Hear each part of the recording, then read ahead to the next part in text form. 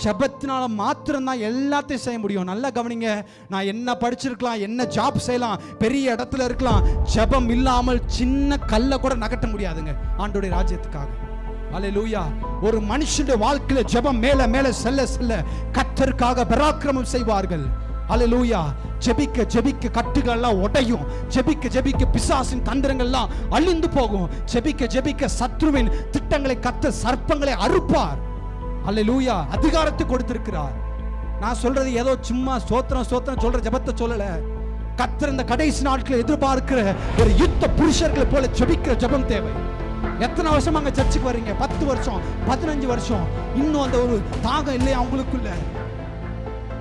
ஒரு வெறி வேணும். நான் ஜெபிக்கும் போதே அஸ்திபாரங்கள் அசையணும். நான் ஜெபிக்கும் போதே கட்டுகள் உடையணும்.